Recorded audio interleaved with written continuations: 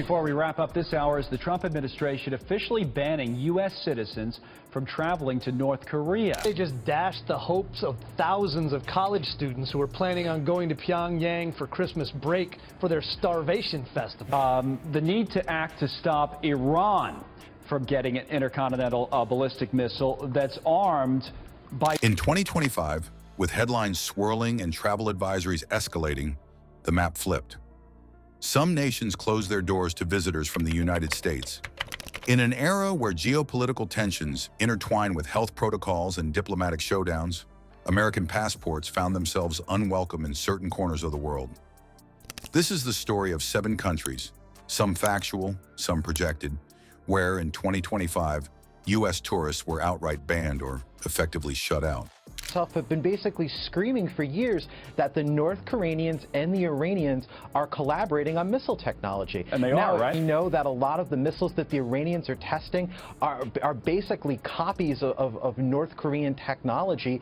Koreans get desperate. If they lose a lot of hard currency from all these sanctions, right, who knows? They might sell them the sanctions. plans. I thought it was weird. First among them was North Korea, where American tourism has been prohibited for years. Since September 1st, 2017, the U.S. Department of State invalidated passports for travel to North Korea unless specially validated. That policy continued into 2025 with no sign of lift. The regime's tight grip and history of detaining U.S. citizens meant tourism remained not just banned, but extraordinarily risky. Visitors from other Western nations occasionally made brief, highly controlled forays, yet Americans were still barred on principle, not just by Pyongyang, but firmly by Washington itself.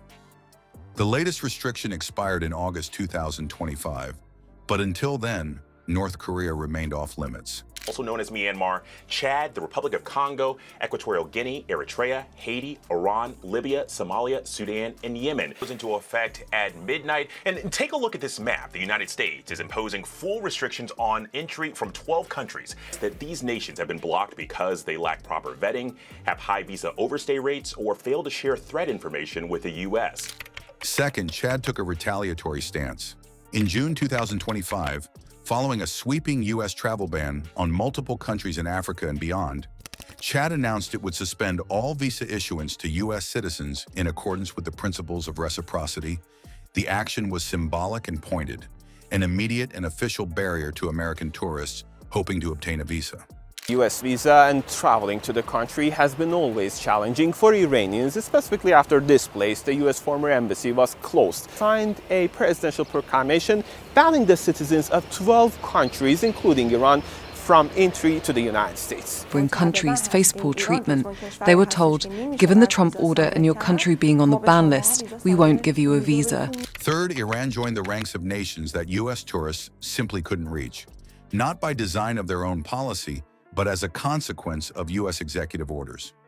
In June 2025, the Trump administration enacted a decisive proclamation implementing full entry suspensions on nationals from 12 countries, including Iran.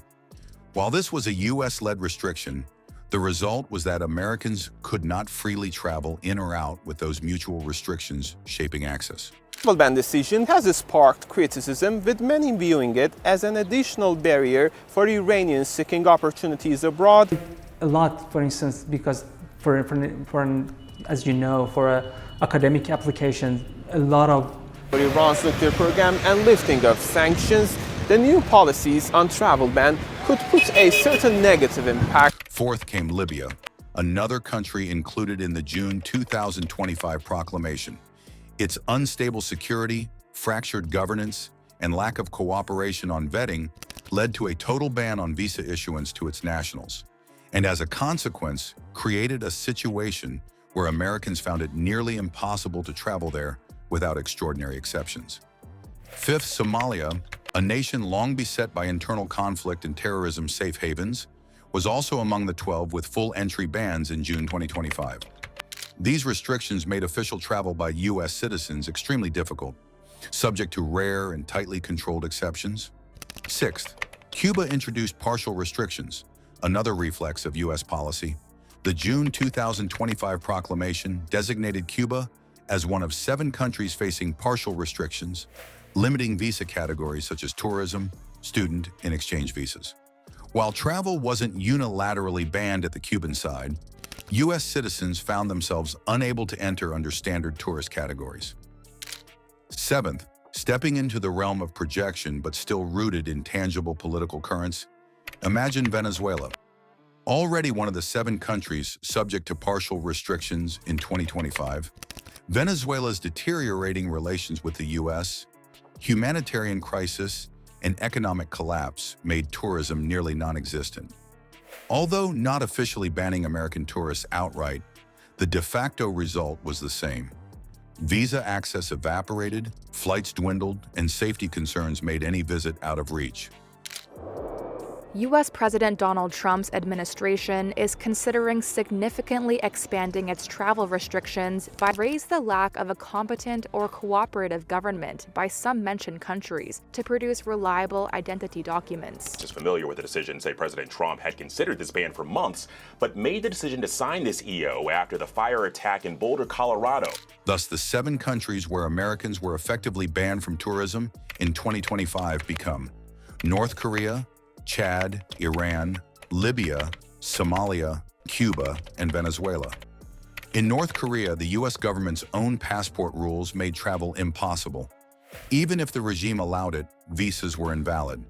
Chad's visa suspension was a direct tit-for-tat diplomatic move, sharply closing doors against Americans. Iran, Libya, and Somalia were deemed national security risks by U.S. policymakers, prompting full visa bans as of June 2025.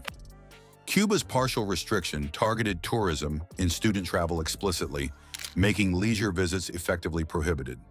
Venezuela, while not officially banned, saw travel collapse under the weight of sanctions, instability, and bureaucratic shutdown, resulting in an effective barrier. The consequences were swift and profound. U.S. travel agencies wrangled with canceled itineraries. Embassies scrambled to answer pleas for humanitarian entry. Geopolitical analysts tracked visa reciprocity and tit-for-tat policies around the globe. South Korea sent fresh warnings about North Korea. Embassies in Tripoli and Mogadishu operated in high risk or not at all. The outcome: Americans found themselves barred, either by law, policy, or untenable reality, from stepping foot in these nations for the entire year. In this tangled web of proclamations and countermeasures, the era's travel map became a mirror of deeper fractures, partisan politics at home, unrest abroad, and mutual suspicion as policy. Tourism, a driver of connection, commerce, and cultural exchange, became a casualty. For U.S. travelers in 2025, opening a map was no longer enough. The world once wide open had turned inward, and in certain capitals shut its gates.